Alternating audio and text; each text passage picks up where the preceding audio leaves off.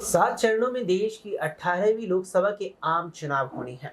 सभी पार्टियां तैयार हैं, चाहे वो किसी गठबंधन का हिस्सा हो या फिर अकेले अपनी दम पर चुनाव लड़ रही हो। गठबंधन का जिक्र आता है तो जहन में सबसे पहले आता है केंद्र की सत्ता संभाल रही एनडीए गठबंधन का नाम। वर्तमान में भारतीय जनता पार्टी जो एनडीए गठबंधन की ड्राइविंग सीट पर सवार है, उसके साथ 50 से भी ज्यादा सहयोगी दल हैं। तो मुख्य विपक्षी गठबंधन के तौर पर बनकर उभर रहा इंडिया गठबंधन, जहां करीब 26 राजनीतिक दल एकजुट होकर बीजेपी नेतृत्व वाले और खासतौर पर बीजेपी की ही यहां काट निकाल कर उसे शिकस्त देने के लिए आगे बढ़े चले जा रहे हैं। ऐसे में जब आम चुनावों की बात होती है तो एक पुरानी कहावत जहन में आती है कि दिल्ली का रास्ता लखनऊ से होकर गुजरता है, यानी कि उत्तर प्रदेश, वहां पर अपनी मजबूती बनाइए, वहां पर अपनी पैठ जमाइए। उत्तर प्रदेश को सबसे पहले फतह कीजिए अगर दिल्ली में केंद्र की सत्ता पर विराजमान होना है। 80 सीटें सूबे में आती हैं और अखिलेश यादव समाजवादी पार्टी, कांग्रेस और जयंत चौधरी, जी हां, ये तीन मुख्य दल सपा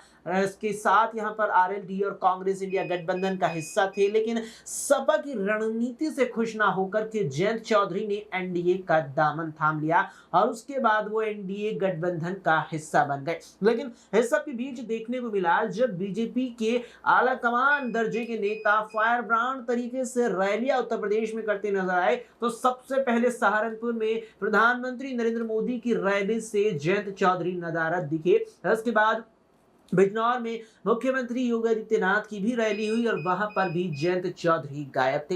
इसके बाद ही सियासी बाजार गर्म हो गया और अटकलें लगाई जाने लगी कि जयंत चौधरी ने अभी से इंडिया गठबंधन से इतर हटने के बाद एनडीए में आ तो गए, लेकिन अभी से एनडीए से दूरी बनानी शुरू कर दी है यहां पर। जबकि मेरठ में हुई रैली में जयंत चौधरी मंच पर साथ नजर आए थे, संबोधन भी दिया था, लेकिन सहारनपुर और बिजनौर में ऐसा क्या हुआ, उस दौरान ऐसा क्या कुछ रहा, यहाँ बात उस ही तमाम यहाँ मामले पर होने वाली है। आखिरकार बात जरूरी है। नमस्कार, एसपीएन 9 न्यूज आप देख रहे हैं, आपके साथ मैं हूं अक्षय अग्रवाल। अमन जी हमारे सहयोगी हैं, बात करेंगे अमन जी से इसी मुद्दे पर।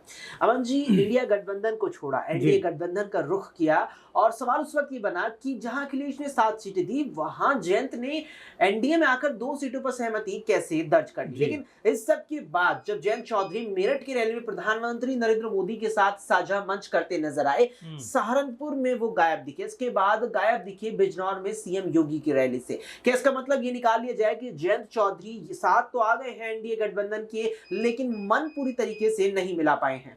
देखिए, बिल्कुल, अगर हम जयंत चौधरी की बात करें, अक्षय, जो शुरुआत में ही आपने ये बात कही कि अखिलेश यादव ने 7 सीटें उनको दी थी कि भाई आप चुनाव में जाइए, लड़िए और 7 सीटों में आप जीत दर्ज कीजिए। लेकिन देखिए किस तरह से समीकरण बदलते हैं, क्योंकि राजनीति को हम कभी नहीं कहते कि राजनीति जो है एक रास्ते पे चलती हुई नजर आएगी। यहाँ पर तमाम सारे मोड़ आते हैं, तमाम सारे फेरबदल होते हैं और जब ऐसा लगता है कि ये इन पार्टियों का गठबंधन इतना मजबूत है कि टूटेगा नहीं, वहीं पर जाकर जो गठबंधन है वो बिखर जाता है। और यही कुछ देखने को मिला।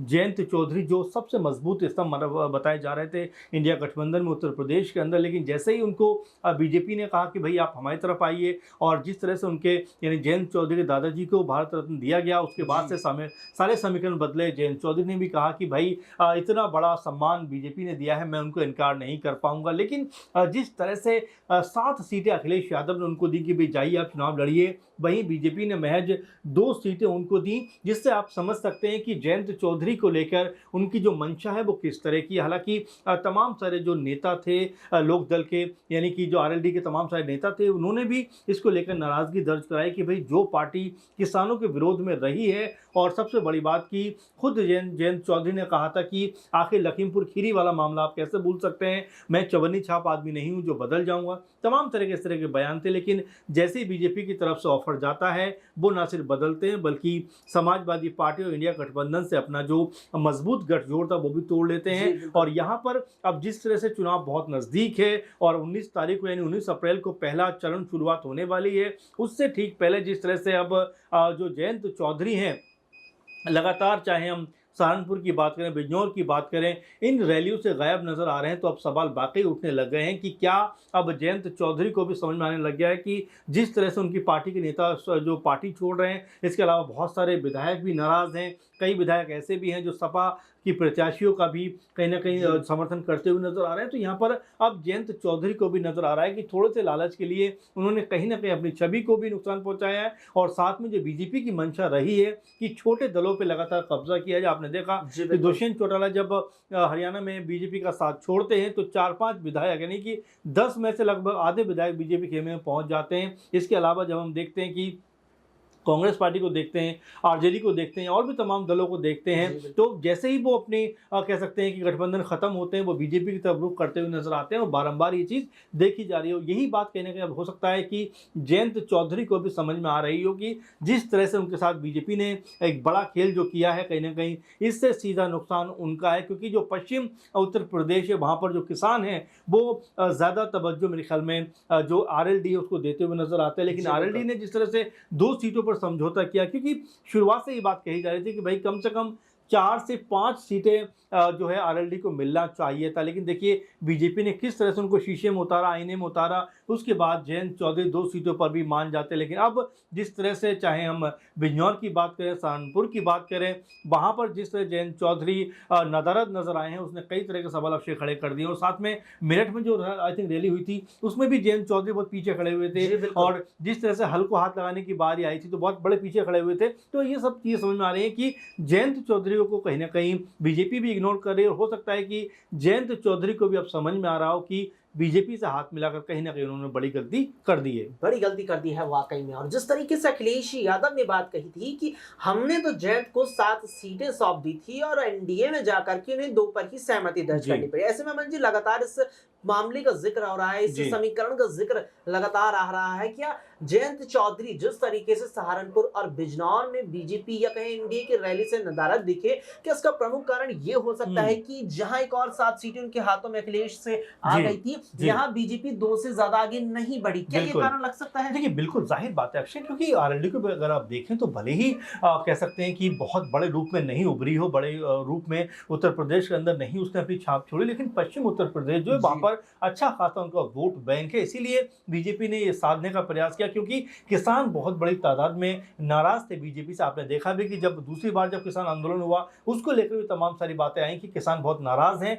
लेकिन जयंत चौधरी ने उनको लेकर भी कोई बड़ी बात नहीं कही, और इसको लेकर भी किसानों ने बहुत नाराजगी दर्ज की। क्योंकि आपको याद होगा कि राकेश टिकैत ने भी यही बात कही कि उन्होंने एक राजनीतिक समझौता किया है जिसके तहत उनके मुंह पर एक तरीके से चुप्पी साध ली, उन्होंने कोई बयानबाजी नहीं कर रहे। और ये कहीं ना कहीं उनकी जो राजनीति है, अक्सर वो कहते हैं किसानों की हम जो राजनीति करते हैं, किसानों के हक के लिए लड़ाई करते हैं, लेकिन जब इस तरह का मौका आया उसमें एक जवान किसान की मौत भी हो जाती है, लेकिन जयंत चौधरी एक बार भी कोई बात नहीं बोलते हैं। अब जिस तरह से उनको लग रहा है कि कई तरह से वो गिरते हुए नजर आते हैं, क्योंकि जो उनका कह सकते हैं कि पारंपरिक जो वोट बैंक है वो भी उनके हाथ से खिसक सकता है, और तमाम चीज़ें उनके खिलाफ जाती हुई नजर आती हैं, क्योंकि उनके ही विधायक कह रहे हैं कि भाई हम सपा के प्रत्याशी का कहीं ना कहीं समर्थन करेंगे। तमाम बड़े बड़े नेता उनके पार्टी को छोड़ते हुए नजर आते हैं। तो ये अब उनको समझ में आ रहा होगा। देखिए बिना नेताओं के आप पार्टी नहीं चला सकते। आपको याद होगा कि एक सभा में वो बैठे हुए होते हैं, कहते हैं लोगों से, यानी अपनी पार्टी के लोगों से कि आप मुझे बताइए कि क्या मुझे बीजेपी का समर्थन करना चाहिए या नहीं करना चाहिए। यानी कि उनके अंदर भी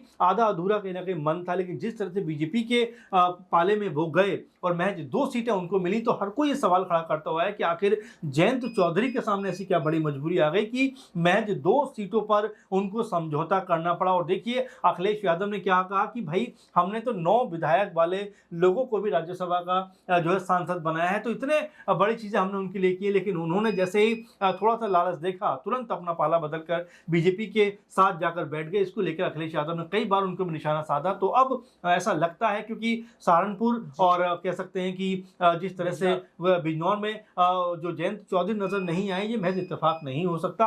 अब शायद ऐसा लग रहा है कि बीजेपी और कह सकते हैं कि आरएलडी के बीच में सब कुछ ठीक ठाक नहीं चल रहा है। अगर ऐसा है तो पश्चिम यूपी में हो सकता है कि सपा चौंकाती हुई नजर आए, क्योंकि लगातार सपा भी इस फिराक में है, बहुत सारे प्रत्याशी बदलती हुई नजर आ रही है, और हो सकता है कि इसका सीधा सीधा फायदा अब सपा को होता हुआ दिखाई पड़े। बिल्कुल, यहाँ पर सपा को उसका सीधे तौर पर फायदा होता दिखाई पड़ा। लेकिन बात जिस तरीके से जारी है, यहाँ पर एक सवाल तमाम दर्शकों के लिए बीच में बनता है, क्या जयंत चौधरी इस बात से शुरुआत से ही नाराज हैं कि 7 सीटें हमें मिल चुकी थी जी। और बीजेपी ने फिर भी 2 ही दी, 2 सीटों से आगे बीजेपी नहीं बढ़ी? इस पर फिर हमें कमेंट बॉक्स में कमेंट करके जरूर बताएं। इस बीच यहाँ पर अमन जी, बात जिस तरीके से जारी है, ऐसे में जयंत चौधरी को लेकर ये बात भी कही जा रही है कि आम चुनावों से ठीक पहले उन्होंने 2009 के परिणामों को याद करते हुए एनडीए में वापसी की। 2009 में उनके पिता अजीत सिंह ने बीजेपी के साथ चुनाव लड़ा, पश्चिमी उत्तर प्रदेश की 5 लोकसभा सीटें जीतने में कामयाब रहे थे। बिल्कुल, वो चीज याद करते हुए उन्होंने अब की बार तो बीजेपी के साथ हाथ मिला लिया। लेकिन कहीं ये बात जारी है उन्हें लेकर के कि 2027 में यूपी में इलेक्शन होंगे विधानसभा के,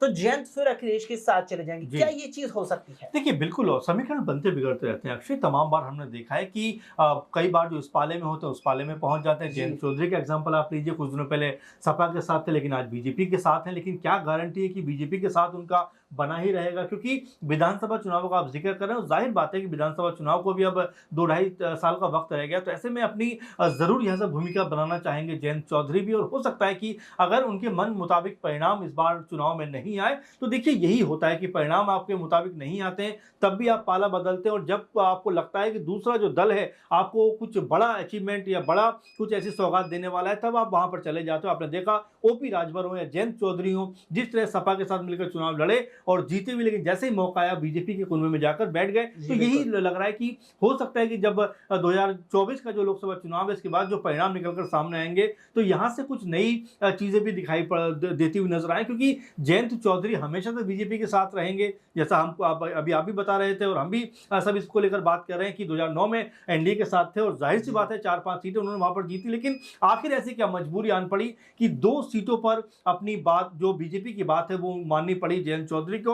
और बारंबार अब ये सवाल उठता हुआ दिखाई पड़ता है कि जो लोग आपको 7 सीटें दे रहे थे उनको ठुकराकर आपने 2 सीटें आखिर क्यों उस पर हामी भरी? क्या ऐसी मजबूरी थी? और हो सकता है कि अब जयंत चौधरी को इस बात का जरूर अफसोस हो रहा होगा कि मैंने आखिर 7 सीटें क्यों छोड़ी, क्योंकि 9 सीटें जो विधायक की हैं, एमएलए की हैं, वो सपा के सहयोग से उन्हें हासिल हुई थी। ऐसे में अगर 7 सीटों पर वो लड़ते और 4 से 5 सीटें भी अगर जीतते तो संसद के अंदर एक बड़ा उनका कह सकते हैं वर्ग वहां पर पहुंचता। लेकिन जिस तरह से 2 सीटों पर वो लड़ रहे हैं, अगर सोचिए एक आध चुनाव जीते भी तो यहां पर महज एक सांसद जो है संसद के अंदर पहुंचता हुआ नजर आएगा। और इसीलिए शायद मुझे अब ऐसा लग रहा है कि जयंत चौधरी को अफसोस हो रहा है अपने फैसले के ऊपर। बिल्कुल, यहाँ पर जयंत को अपने फैसले पर अफसोस हो रहा है कि आखिर क्यों इंडिया गठबंधन का साथ छोड़कर उन्होंने भारतीय जनता पार्टी नेतृत्व वाले इस एनडीए गठबंधन का दामन थामा। लेकिन अब यहाँ सवाल ये बनता है कि अखिलेश यादव के साथ क्या इन लोकसभा चुनावों के बाद फिर से चले जाएंगे जयंत चौधरी? इस पर आपका क्या कुछ मानना है?